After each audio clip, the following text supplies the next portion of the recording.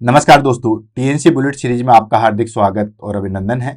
दोस्तों, जैसा कि आपको पता है कि टीएनसी बुलेट सीरीज के माध्यम से रोज सुबह 7 बजे हम जो है वो एक इम्पोर्टेंट टॉपिक जो है वो आपके सामने डिस्कस करते हैं। और उसी कड़ी में आज का हमारे पास में टॉपिक है दोस्तों, स्टंप केयर। स्टंप केयर की बात करें तो इसमें कुछ चीजें जो है वो इसको खास बनाती है।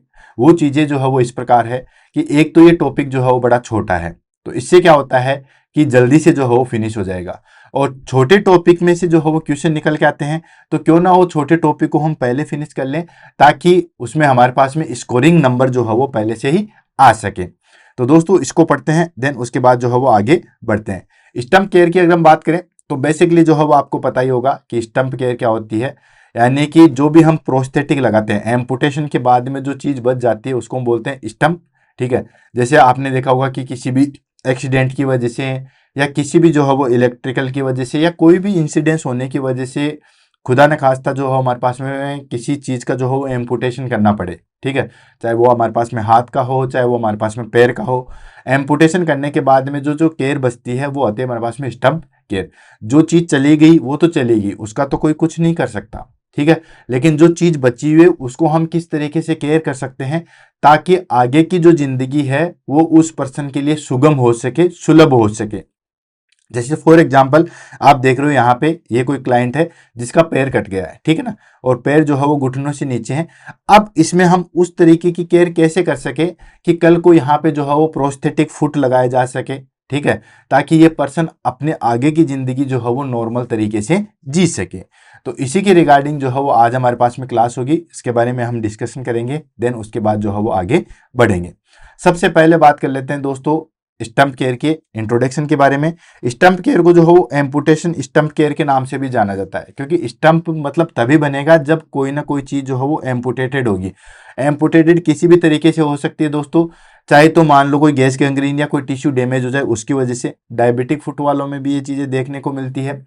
और कई बार जो है वो इलेक्ट्रिकल बर्न होता है, जब सीवियर इलेक्ट्रिकल बर्न होता है तभी भी हमें एम्पुटेशन करना पड़ता है, या किसी इंजरी या ट्रॉमा की वजह से, एक्सीडेंट की वजह से भी जो है वो एम्पुटेशन हो जाता है। तो उसकी केयर किस तरीके से करेंगे, तो amputation stump care also called residual limb care. Residual limb care यानी कि जो बची हुई चीज है उसको हम केयर करेंगे।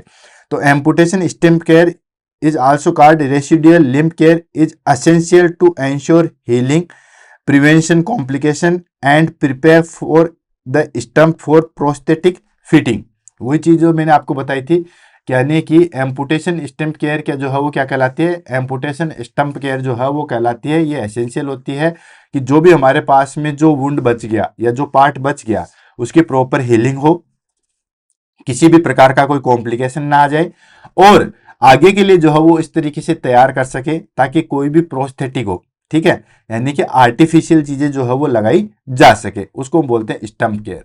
अब स्टंप केयर को जो है हम बेसिकली जो है वो 3 तरीके से जो है बांटा गया है। कौन कौन सा, उसको हम ले लेते हैं। सबसे पहला आता है दोस्तों immediate post operative stump care, ठीक है।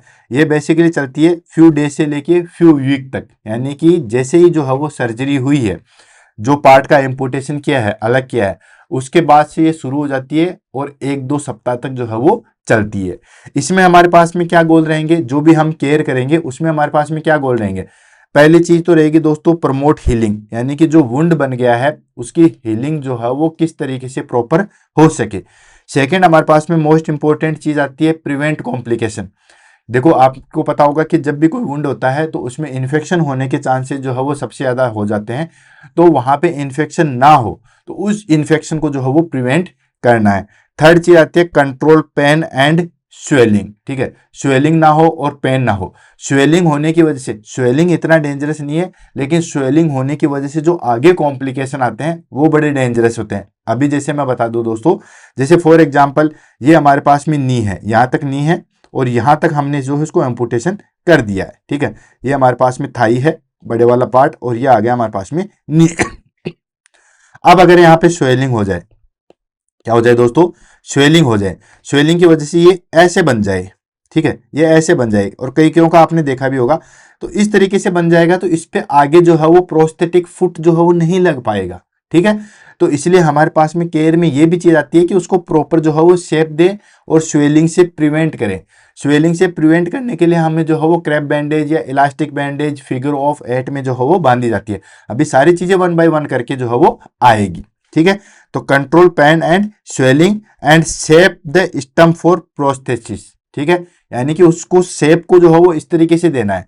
शेप हमेशा जो है वो कॉनिकल शेप होती है, यानी कि इस तरीके से शेप देनी है, ठीक है। यानी कि इस तरीके से जो है वो हमें शेप देनी है ताकि आगे कोई भी प्रोस्थेटिक जो है वो यूज में आ सके, ठीक है। तो ये हमारे पास में फर्स्ट गोल होते हैं, प्राइमरी गोल होते हैं जब पोस्ट ऑपरेटिव केयर शुरू हो जाती है उसके बाद से। Promote healing, prevent infection, control pain and safe for stump care. कैसे करते हैं उसको हम देख लेते हैं। इसके लिए हमारे पास में आता है, सबसे पहले आती है वुंड केयर, यानी कि वुंड की केयर जो हो हम किस तरीके से करते हैं। तो सबसे पहले keep the surgical site clean and dry. Of course ये चीज़ तो रखनी ही रखनी है। अगर आप वुंड केयर कर रहे हो तो सबसे प्राइमरी चीज़ आती है हमारे पास में कि जो भी सर्जिकल साइट है उसको बिल्कुल क्लीन रखना है और बिल्कुल ड्राई रखना है, क्योंकि मॉइस्ट वाली जगह जो हो माइक्रो ऑर्गेनिज्म या हम कहें कि इन्फेक्शन के चांसेस जो है वो ज़्यादा होते हैं। नेक्स्ट आता है inspect the sign of infection, यानी कि कोई भी इन्फेक्शन का साइन, आपको पता है इन्फेक्शन के हमारे पास में जो हो 5 साइन है, रेडनेस, वार्प, स्वेलिंग, पास, ये सब चीज़ें इन्फेक्शन के साइन है। तो उसको पहले से ही जो इंस्पेक्ट करना है, इंस्पेक्ट मतलब पहले से ही जो हो वो ऑब्जर्व कर लेना है। तो रेडनेस तो नहीं है, वार्म तो नहीं है, स्वेलिंग तो नहीं है, पस फॉर्मेशन तो नहीं है, या फाउल ओडर तो नहीं है, ये सारी चीज़ें हमें पहले से ही जो है वो देख लेनी है। नेक्स्ट आ जाता है follow sterile dressing change protocols, ठीक है ना। यानी कि जो यहाँ पे जो स्टेराइल ड्रेसिंग करते हैं वो हॉस्पिटल प्रोटोकॉल के अनुसार होती है। सभी हॉस्पिटल वाले अलग अलग प्रोटोकॉल के अनुसार करते हैं, तो उस अनुसार जो हो हमें ड्रेसिंग करनी है। और यूज प्रिस्क्राइब टॉपिकल एंटीबायोटिक और एंटीसेप्टिक इफ ऑर्डर, जो भी एंटीबायोटिक और एंटीसेप्टिक ऑर्डर किए हैं वो हमें जो है वो देने हैं। यह आता है हमारे पास में दोस्तों प्राइमरी या immediate post operative stump care. Next इसी के अंदर आता है पहला वुंड केयर, दूसरा आ गया पेन मैनेजमेंट। भाई पहला तो आप जो है वो इमीडिएट केयर के अंदर जो हो क्या करोगे, वुंड केयर करोगे। सेकंड आता है पेन मैनेजमेंट। पेन मैनेजमेंट के लिए आप क्या करोगे दोस्तों, एडमिनिस्टर प्रिस्क्राइब्ड एनाल्जेसिक, जो भी एनाल्जेसिक्स जो है वो प्रिस्क्राइब की गई है, जैसे एनएसएआईडी मोस्ट प्रेफरेबल ड्रग्स होती है, non steroid anti inflammatory drugs, ठीक है। और अगर इससे भी आराम नहीं आता है तो फिर ओपोइड्स जो है वो दिए जाते हैं, ठीक है।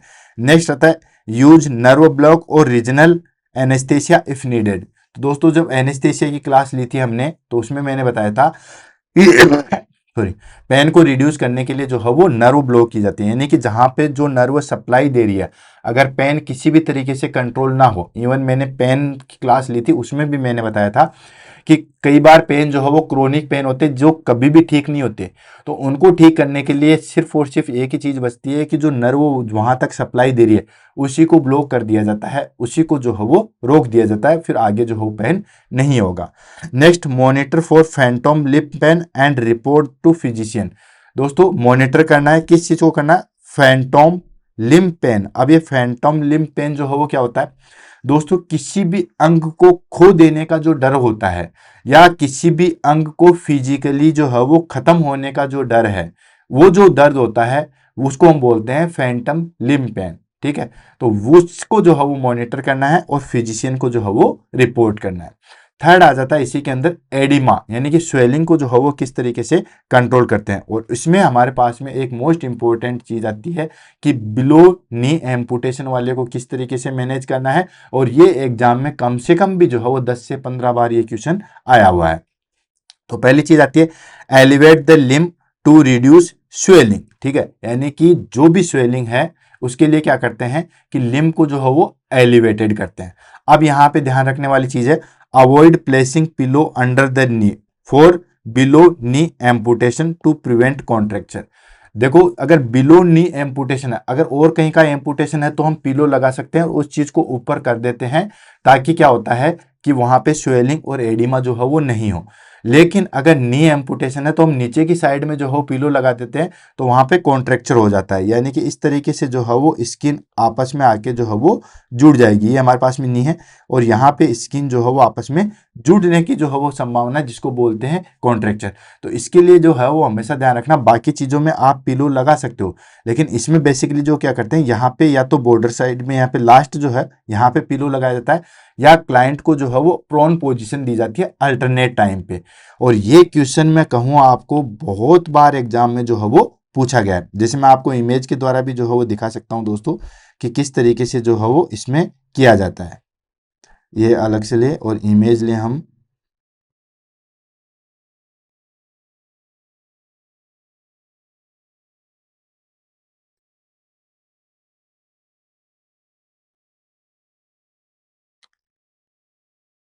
इमेज में यहाँ पे शो नहीं कर रखा है, लेकिन बेसिकली क्या होता है दोस्तों कि हम जो है वो उस चीज को प्रोन पोजीशन में रखते हैं, ठीक है ना। एडिमा से रिड्यूस करने के लिए जो है वो हम क्या करते हैं, प्रोन पोजीशन में जो है वो रखते हैं, यानी कि प्रोन पोजीशन में जो है वो रखा जाता है। और यही अगर पहला ऑप्शन आपके पास में प्रोन पोजीशन हो, अल्टरनेट टाइम पे हम जो है वो प्रोन पोजीशन में जो है वो रखते हैं।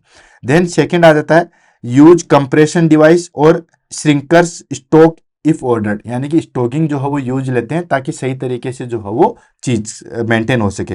And gentle stump wrapping with elastic bandage, और वो फिगर ऑफ एट टेक्निक के द्वारा जो है वो बांधी जाती है, ठीक है। फिगर ऑफ एट टेक्निक मैंने ऑलरेडी जो है वो आपको बैंडेज के अंदर जो है वो अच्छी तरीके से बता दी थी, और आपको पता भी होगा कि किस तरीके से जो है फिगर ऑफ एट बैंडेज होती है। यहाँ पे आप देख सकते हो, ठीक है। ये जो आप स्ट्रिकिंग एंड शेपिंग देख रहे हो, ठीक है, ये फिगर ऑफ एट जो है वो उसके द्वारा जो है वो बांधी जाती है, ठीक है। तो इस तरीके से जो है वो सबसे पहले क्या करते हैं दोस्तों, क्या है कि फ्रिक्शन मसाज करते हैं, इस तरीके से राउंड रोटेशन में जो है मसाज करते हैं, और प्रेशर मेंटेन किया जाता है। प्रेशर जो है वो इस तरीके से मेंटेन किया जाता है ताकि आगे वाला हिस्सा जो है वो कॉनकोल हो। कॉनकोल इन द सेंस कि आगे वाला हिस्सा अगर इस तरीके से हो जाएगा, ठीक है, तो वहां पे प्रोस्थेटिक फुट नहीं लगेगा। तो आगे वाला हिस्सा जो है हमेशा इस तरीके का होना चाहिए, ठीक है, ताकि प्रोस्थेटिक फुट जो है वो आगे आ सके। तो यहाँ पे देख रहे हो कि दोनों हाथों से जो है वो यहाँ पे प्रेशर मेंटेन किया जा रहा है, और इसको पोजीशन को जो है वो निकुला बना दिया जा रहा है, ठीक है। तो ये चीज जो है वो आपको ध्यान में रखनी है। नेक्स्ट आ जाता है हमारे पास में मॉनिटर फॉर कॉम्प्लिकेशन। कौन कौन से कॉम्प्लिकेशन है उसके लिए मॉनिटर है। तो कॉम्प्लिकेशन मैंने आपको बता दिया था, बेसिकली तो हेमाटोमा और इन्फेक्शन होता है, यानी कि इन्फेक्शन, हेमेटोमा, डेहेंस यानी कि वुंड ओपनिंग। आपने देखा होगा कि जब स्टिच लगा देते हैं, जब वुंड केयर मैंने आपको बताया था तब देखा था कि वुंड के जब स्टिच ओपन हो जाते हैं तो अंदर वाला पार्ट जो हो बाहर आ जाता है, उसको बोलते हैं डिहेंस। तो वो भी ध्यान रखना है। एंड डीप वेन थ्रोम्बोसिस, ठीक है। डीप वेन थ्रोम्बोसिस क्यों, अगर कोई क्लाइंट लंबे समय तक जो है वो बेड रिडन पे है, ठीक है, चलो एक साइड का पैर तो एम्पुटेशन कर दिया है, ठीक है, लेकिन वो क्लाइंट लंबे समय तक अगर बेड रिडन पे है तो वहां पे हमारे पास में जो है वो दोस्तों एम्बोलिज्म या थ्रोम्बोसिस होने की संभावना बढ़ जाती है, ठीक है। तो डीप वेन थ्रोम्बोसिस से जो है वो प्रिवेंट करना है। Monitor calf pain and swelling, identify, time to time जो है वो होमान साइन को जो है वो चेक करते रहना है, ठीक। नेक्स्ट आ जाता है हमारे पास में इंटरमीडिएट स्टंप केयर, ठीक है, यानी कि वो स्थिति हमारे पास में प्राइमरी या हम कहें स्टार्टिंग केयर, जो कि बेसिकली जो है पोस्ट ऑपरेटिव डे से शुरू होती है और कुछ सप्ताह चलती है। ये कुछ वीक से लेके कुछ मंथ तक चलती है सर्जरी के बाद में, ठीक है। इसमें हमारे पास में क्या गोल होते हैं, इसमें हमारे पास में, उसमें तो चलो इन्फेक्शन था, हेमोटोमा था, पेन था, ये सारी चीजें। अब देखो पेन भी नहीं होगा, ठीक है ना, और दूसरी चीज है कि हमारे पास में जो है वो हेमेटोमा भी चांसेस नहीं है और इन्फेक्शन के चांसेस भी नहीं है, क्योंकि घाव अब पूरी तरीके से जो है वो भरने चुका है या भर चुका है। तो इसके लिए हमारे पास में क्या गोल हो जाएंगे, पहला गोल हो जाएगा प्रमोट प्रॉपर स्टप शेपिंग, यानी कि प्रॉपर जो है उसकी शेप देनी है। तो शेप के लिए मैंने बता दिया था, ये जैसे हमारे पास में थाई है तो इसकी प्रॉपर शेप जो है वो निकुली शेप में जो है वो देनी है, ताकि आगे प्रोस्थेटिक फुट जो है वो आसानी से लगाया जा सके। नेक्स्ट आता है प्रिवेंट कॉन्ट्रेक्चर। कॉन्ट्रेक्चर आपको पता ही है, जस्ट अभी थोड़ी देर पहले बताया था कि नी बिलो नी एम्पुटेशन हो जाता है तो उसके नीचे अगर पिलो लगा देते हैं तो कॉन्ट्रेक्चर जो है वो बन जाता है, ठीक है, स्किन आपस में जो है वो जुड़ जाती है, ठीक है। नेक्स्ट आ जाता है प्रिपेयर फॉर प्रेस्थेटिक फिटिंग, यानी कि जो भी हम आर्टिफिशियल फुट लगा रहे हैं उसके लिए जो है वो प्रिपेयर करेंगे, ठीक है। तो उसमें हमारे पास में जो है वो कौन कौन सी केयर आती है, पहले आती है स्टप शेपिंग एंड कंप्रेशन, यानी कि किस तरीके से हम कंप्रेशन करेंगे और किस तरीके से हम स्टंप की जो है वो शेप देंगे। तो इसमें सबसे पहले हम इलास्टिक बैंडेज काम में लेंगे, उसको फिगर ऑफ 8 के रूप में जो है वो रैप करेंगे, ठीक है। फिगर ऑफ 8 मैंने आपको बता दिया था जब बैंडेज बताई थी, फिगर ऑफ 8 जैसे यहाँ पे आ गया, ठीक है ना, यानी कि आगे से पीछे से यूं लेंगे, 8 की स्ट्रक्चर बना देंगे, ठीक है ना। जैसे ये थंब का हो गया, यहाँ बांधेंगे, देन यहाँ बांधेंगे, यहाँ बांधेंगे और यहाँ बांधेंगे, पूरा 8 के तरीके से जो है वो स्ट्रक्चर बन जाएगी, इसको बोलेंगे फिगर 8 रैपिंग। एंड श्रिंकर स्टोकिंग, ठीक है, यानी कि जिस तरीके से आपने इलास्टिक स्टोकिंग या डीवीटी में जो है वो देखेंगे, और रिज ड्रेसिंग जो है वो करेंगे, और बैंडेज री एप्लीकेशन करेंगे। री एप्लीकेशन इन द सेंस, देखो यहाँ पे लिखा बैंडेज एप्लीकेशन नहीं लिखा, री एप्लीकेशन। री एप्लीकेशन इन द सेंस कि जो पहले हमने बैंडेज बांधी थी वुंड के लिए, अब उसको हटा के जो है वो नॉर्मल हम क्रैप बैंडेज या रबर बैंडेज या इलास्टिक बैंडेज बांधेंगे, और वो दिन में 3 से 4 बार जो है वो बांधेंगे, ताकि सही तरीके से स्टंप जो है वो शेप में आ जाए, ठीक है। तो 3 to 4 टाइम्स डेली बांधेंगे एज नीडेड, जिस तरीके से नीडेड है उस तरीके से। 4 बार से ज़्यादा भी बढ़ सकती है और कम भी बढ़ सकती है। एंड एम फॉर कॉनिकल या टेपर्ड शेप। कॉनिकल शेप जिस तरीके से आपने कॉर्न देखा होगा, ठीक है, आइसक्रीम या कॉर्न खाई होगी इस तरीके से, ठीक है, इस तरीके से। तो कॉनिकल शेप में जो है वो उसको लाने की जो है वो कोशिश की जाती है, ठीक है। तो ये हमारे पास में स्टंप शेप एंड कंप्रेशन की चीज आती है। नेक्स्ट आ जाता है इसी के अंदर स्किन एंड हाइजीन केयर, ठीक है। स्किन एंड हाइजीन केयर की अगर हम बात करें तो उसमें आ जाता है wash stump daily with mild soap and warm water, यानी कि जो आपका स्टंप बन चुका है, अब वहां पे गीला विला रखने की कोई दिक्कत नहीं है, क्योंकि वहां पे घाव जो है वो सूख चुका है। अब उसको डेली वॉश करना है, तो डेली जो है वो आप सोप एंड वाटर से जो है वो साफ कर सकते हो। एंड ड्राई थोरली, आराम से जो है वो तौलिए से जो है उसको ड्राई कर सकते हो। And moisture with non perfumed lotion to avoid dryness and cracking, ठीक है ना। मॉइस्चर जो है वो लगाएंगे, बट नॉन परफ्यूम्ड लोशन जो है वो करेंगे, क्योंकि उससे क्रैकिंग होने के चांसेस है। एंड एक चीज ध्यान रखना, avoid applying lotion just before the prosthetic use. Prosthetic use आपको पता है, जो आर्टिफिशियल फुट हम लगाते हैं, आर्टिफिशियल फुट लगाने के जस्ट पहले जो है वो लोशन नहीं लगाना चाहिए। घाव खुला है, ओपन है, प्रोस्थेटिक फुट आप नहीं लगा रहे हो तो लोशन लगा सकते हो, ताकि कोई भी स्किन जो हो वो क्रैक ना हो, ठीक है। लेकिन अगर जैसे मान लो आपने लोशन लगा के फिर डायरेक्टली जो हो प्रोस्थेटिक यूज नहीं करना है। क्यों? क्योंकि अगर आपने लोशन लगा के डायरेक्ट जो हो प्रोस्थेटिक यूज कर ले तो वहां पे भी जो हो वो इन्फेक्शन होने की संभावना जो है वो बढ़ जाती है। नेक्स्ट आ जाता है रेंज ऑफ मोशन एक्सरसाइज और फिजिकल थेरेपी।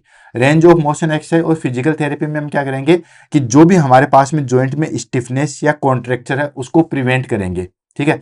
तभी आपने देखा होगा कि स्टिफनेस और कॉन्ट्रेक्चर जो है वो अनकॉन्शियस पेशेंट में या जो लंबे समय तक बेड रिडन वाले पेशेंट है उनमें ये सारी चीज़ें देखने को मिलती है। तो उसके लिए फिजियोथेरेपिस्ट क्या करवाता है, रोज उनकी जो है वो एक्सरसाइज करवाता है। ऑलरेडी जो है वो रेंज ऑफ मोशन एक्सरसाइज जो है वो हमने बुलेट सीरीज के अंदर जो है वो कंप्लीट करवा लिया है, ठीक है। नेक्स्ट आ जाता है हमारे पास में emphasise hip and knee extension for lower limb amputation, यानी कि लोअर लिम्ब एम्पुटेशन हो जाता है तो हिप और नी का जो है वो प्रॉपर एक्सटेंशन एंड रिलैक्सेशन जो है वो होना चाहिए। And being mobility exercise with physical therapist, ठीक है, यानी कि जो भी हमारे पास में एक्सरसाइज है जो फिजिकल थेरेपिस्ट है उससे जो है वो कंटिन्यूसली रखनी है। ये हो गई हमारे पास में सेकेंड वाली। तीसरी आ जाती है हमारे पास में लॉन्ग टर्म स्टंप केयर, ठीक है, एंड मेंटेनेंस। ये लाइफ लॉन्ग चलती है, ठीक है, ये महीने से लेके जब तक इंसान जिंदा है तब तक चलेगी, ठीक है। इसको बोलते हैं लॉन्ग टर्म स्टंप केयर, ठीक है। इसके क्या क्या गोल है? इसके हमारे पास में गोल है, पहली है मेंटेन स्किन इंटीग्रिटी, यानी कि जब प्रोस्थेटिक फुट जब लगाते हैं तो वहां पे कई बार स्किन जो है वो प्रेशर के कारण जो है वो स्किन इंटीग्रिटी हो जाता है, यानी कि स्किन अपनी कंटिन्यूटी जो है वो लॉस कर देती है, ठीक है, तो उसको मेंटेन करना है। Next prevent ulcer, prosthetic foot लगा रहे हो वहां पे प्रेशर भी पड़ता है, कोई छोटा मोटा घाव आ जाता है, फिर वो घाव जो है वो अल्सर में कन्वर्ट हो जाता है, तो अल्सर को जो है वो प्रिवेंट करना है। एंड मॉनिटर फॉर चेंजेज, जो भी चेंजेज आ रहे हैं। चेंजेज क्या होते हैं दोस्तों, यानी कि चेंजेस कई बार क्या होता है कि जो हमारे पास में स्टंप है वो धीरे धीरे सूखता भी है, ठीक है। आपने देखा होगा कि कई बार जो हो पैर कट जाता है तो वो धीरे धीरे सूखता सूखता सूखता बहुत ऊपर तक जो है वो बढ़ जाता है, तो उसमें जो जो चेंजेज आ रहे हैं वो भी हमें देखना है। नेक्स्ट आता है हमारे पास में ensure good prosthetic fit, proper fitting का ही जो हो प्रोस्थेटिक यूज में लेना है। ऐसा नहीं है कि चल जाएगा काम या हो जाएगा, उससे जो है वो ज्यादा तकलीफ होती है। तो इसके लिए हम क्या करेंगे, क्या क्या कंपोनेंट है, पहला आता है डेली इंस्पेक्शन, ठीक है, ये सब घर पे करने वाली चीजें। रिहेबिलिटेशन वाली स्टेज है, उसमें हमें डेली स्किन पे के ऊपर देखना है कि कोई ब्लिस्टर तो नहीं है, रेडनेस तो नहीं है या प्रेशर सोर तो नहीं है, ठीक है। एंड उसके बाद use mirror for hard to see area, यानी कि जहां पे हम नहीं देख पाते, जैसे नी के पीछे की साइड में हम नहीं देख पाएंगे तो मिरर यूज करके जो है वो उस एरिया को जो है वो देखेंगे। नेक्स्ट आता है प्रोस्थेटिक हाइजीन। प्रोस्थेटिक हाइजीन किस तरीके से, क्लीन प्रोस्थेटिक सॉकेट डेली, यानी कि जो सॉकेट जहां पे फिट हो रहा है, आपने देखा होगा ये वाले जो एरिया है, ठीक है, ये वाला है प्रोस्थेटिक सॉकेट, ठीक है। तो इसको प्रॉपर जो है वो क्लीन करना है डेली, क्योंकि यहाँ पे पसीना वगैरह डस्ट वगैरह जो है वो एनी टाइम रहती है, तो इसको जो है वो प्रॉपर और डेली जो है वो इसको क्लीन करना है। Clean prosthetic daily and ensure proper fit to avoid friction and pressure sole, ठीक है। और प्रॉपर फिट वाला जो है वो प्रोस्थेटिक ही जो है वो यूज में करना है। क्लियर है। लास्ट आ जाता है रेगुलर चेकअप, ठीक है। प्रोस्थेटिक लग गया, इसका मतलब ये नहीं है कि अब लाइफ टाइम की जो चीजें होगी, हालांकि चलाना है, लेकिन फिर भी जो भी फिजिशियन से रिलेटेड, फिजियोथेरेपिस्ट से है या प्रोस्थेटिक से रिलेटेड है, उन सब से जो है वो डायरेक्ट कंसल्ट करना है। And adjust prosthetic as stump size changes, मैंने अभी थोड़ी देर पहले आपको बताया था कि स्टंप साइज जो है वो धीरे धीरे चेंज होती रहती है। जैसे जैसे टिश्यू जो है वो हमारे पास में श्रिंक होते रहते हैं, वैसे वैसे हमारे पास में जो है वो सिकुड़ता रहता है घाव, और सिकुड़ने के कारण जो है वो स्टंप साइज भी जो है वो चेंज होती है। तो उसी के अनुसार जो है हमें प्रोस्थेटिक जो है वो यूज में लेना है। क्लियर है। नेक्स्ट आता है स्किन प्रोटेक्शन। स्किन प्रोटेक्शन में हम क्या करेंगे दोस्तों, अवॉइड एक्सेसिव मॉइस्चर और स्वेट बिल्डअप, ठीक है। यूज कॉटन स्टंप और सॉक्स, ठीक है। यानी कि जो मॉइस्चर है या स्वेट है एक्सेसिव है, उसको रिमूव करेंगे। इसके लिए हम कॉटन स्टफ, यानी कि जिस तरीके से फोम वाली आती है ड्रेस ड्रेप, वैसे ड्रेप करते हैं और वैसे ही जो है वो सॉक्स यूज करते हैं। Then avoid extreme temperature, no healing pads और आइस पैक डायरेक्टली, ठीक है। और एक्सट्रीम टेम्परेचर हो जाए, ठीक है, तो डायरेक्टली जो है वो हीटिंग पैड, सर्दियों में हीटिंग पैड यूज नहीं करना है, और गर्मियों के अंदर जो है वो आइस पैक डायरेक्टली जो है वो यूज नहीं करना है। क्लियर। नेक्स्ट आ जाता है हमारे पास में सबसे इंपॉर्टेंट आज की जो समरी हम कह सकते हैं, डू एंड डोंट, क्या करना है और क्या नहीं करना है, ठीक है। तो क्या क्या कर सकते हैं उसको हम पढ़ लेते हैं। पहली चीज, परफॉर्म रेगुलर स्किन चेक, यानी कि प्रॉपर जो है वो रेगुलर स्किन चेकअप करवाना है, ठीक है।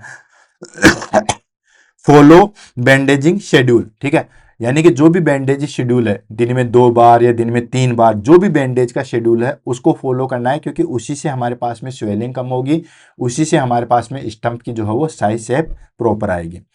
And stay active with in limit, ठीक है, यानी कि आपकी जो है वो जो लिमिट है उसी में रहना है, विद इन लिमिट्स में रहना है। ऐसा नहीं है कि चलो हो गया तो कुछ भी देखा जाएगा, नहीं।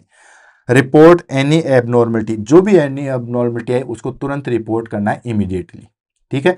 तो ये तो हमें करना है। क्या नहीं करना है, डोंट स्ट्रेच द स्टंप, ठीक है, यानी कि हमारे पास में स्टंप छोटा होता जा रहा है, आपको लगता है कि ये पैर सिकुड़ रहा है, ठीक है। छोटा होने के बाद प्रॉब्लम क्या आ जाती है कि वहां पे प्रोस्थेटिक फुट जो है वो प्रॉपर नहीं लग पाता। जितना बड़ा हमारे पास में ऑर्गन या जितने बड़ी हमारे पास में जो है वो फुट की साइज रहेगी, उतना ही प्रोस्थेटिक बहुत आसानी से और इजी वे में लगेगा। तो कई बार लोग जो है वो क्या सोचते हैं कि इसको बड़ा कर दिए, सिकुड़ रहा है, तो उसको स्ट्रेच करते हैं। तो ऐसा स्ट्रेच जो है वो नहीं करना है। एंड डोंट यूज एल्कोहल और स्ट्रॉन्ग केमिकल डायरेक्टली, ठीक है ना, डायरेक्टली स्किन के ऊपर जो है वो अल्कोहल और केमिकल यूज नहीं करना है। Don't use pillow under the नी, खासतौर से बिलो नी एम्पुटेशन के अंदर। And don't walk bear foot for Dooj with lower limb amputation, ठीक है, नंगे पैर जो है वो नहीं घूमना है। ये चीजें जो है वो हमें नहीं करनी है, और क्या करनी है वो आपको करना है। क्लियर। नेक्स्ट आ जाता है साइकोलॉजिकली एंड इमोशनल सपोर्ट। ये सबसे इंपॉर्टेंट पार्ट होता है हमारे पास में स्टंप केयर का, क्योंकि दोस्तों किसी की जो है वो फिजिकली डैमेज होना, कोई अंग का ना होना एक बहुत बड़ी चीज है। मतलब एक अपने इंसान का खो जाने वाला जो है वो इतना दुख होता है। तो phantom limb pain is real and common, ठीक है। तो वो जो हमारे पास में किसी चीज को खो देने का पेन होता है, ठीक है, उसको असेस करना है और उसको रीअश्योरेंस जो है वो करना है। Then counselling and support group can with grief body image and adjustment, और उसको काउंसलिंग करना है। उसको बड़ी हीन भावना हो जाती है कि मैं लंगड़ा हो गया, मेरा पैर नहीं है। लोग जो कल तक लोगों की दौड़ दौड़ के सहायता कर रहा था, आज उसको खुद को सहायता की जरूरत है। जैसे फॉर एग्जाम्पल सपोज कीजिए, जो बंदा भाग के जो है वो चढ़ सकता था, आज खुद वो लंगड़ा है, दूसरा वाला जो है वो उसकी सहायता कर रहा है, ठीक है। तो वो काफी ग्रिप में चला जाता है। बॉडी इमेज को लेके भी उसको बड़ी जो है वो शर्म आती है। जो जन्मजात ऐसा होता है उसको इतनी ज्यादा दिक्कत नहीं आती, क्योंकि वो तो अपने आप को एडजस्ट कर लेता है कि मेरी तो जो है वो बॉडी ही इस तरीके से है। लेकिन बाद में जब होता है तो उसको एडजस्ट करना जो है वो थोड़ा मुश्किल होता है। एंड एनकरेज पॉजिटिव एटीट्यूड और इंडिपेंडेंस, ठीक है, उसको पॉजिटिव एटीट्यूड में डालना है, इंडिपेंडेंस जो है वो करना है, यानी कि साइकोलॉजिकली और इमोशनल सपोर्ट जो है वो बहुत ज़्यादा जरूर होता है। लास्ट आता है पेशेंट एजुकेशन पॉइंट, ठीक है। पेशेंट एजुकेशन पॉइंट में हमारे पास में लेते हैं कि क्या क्या उसको जो है वो बताने की जरूरत है आगे के लिए। हॉस्पिटल में तो हम सारी चीज़ें कर देते हैं, लेकिन आगे के लिए क्या करना है। दोस्तों थोड़ी तबीयत खराब है, इसकी वजह से हो रहा है। पेशेंट एजुकेशन पॉइंट में हम लेते हैं कि किस तरीके से जो हम आगे के लिए जो है उसको पॉइंट आउट करेंगे या किस तरीके से जो है उसको बोलेंगे। तो हमारे पास में आ जाता है how to clean and wrap the stump. उसको बताएंगे कि कैसे जो है वो आप अपनी स्किन को क्लीन कर सकते हो, कैसे प्रोस्थेटिक फुट को क्लीन कर सकते हो, कैसे आप रैप कर सकते हो। And sign of infection and poor circulation, जो भी साइन होते हैं इन्फेक्शन के वो किस तरीके से आप आइडेंटिफाई कर सकते हो, पुअर सर्कुलेशन को कैसे आप आइडेंटिफाई कर सकते हो। एंड यूज असेसिव डिवाइसेस, ठीक है ना, जो भी आप डिवाइस असेस करो उसका किस तरीके से यूज ले सकते हो, जो भी प्रोस्थेटिक फुट है या और कोई डिवाइस है उसका किस तरीके से आप यूज में जो है वो ले सकते हो। And importance of exercise and therapy, ठीक है, यानी कि जो एक्सरसाइज और जो थेरेपी है उनके क्या इंपॉर्टेंस है। बहुत सारे लोगों को लगता है कि अब तो पैर चला गया, अब क्या थेरेपी करेंगे, क्या जो है वो हम एक्सरसाइज करेंगे, लेकिन उनको बताना है कि जो चला गया वो चला गया, लेकिन आगे के लिए जो है वो आपकी एक्सरसाइज और फिजियोथेरेपी जो है या थेरेपी जो है बहुत इंपॉर्टेंट होने वाली है। And when to seek medical attention, ठीक है ना, मेडिकल अटेंशन को भी जो है वो ध्यान में रखना है। क्लियर है। तो दोस्तों आज के साथ इसी के साथ आज की क्लास जो है वो समाप्त होती है।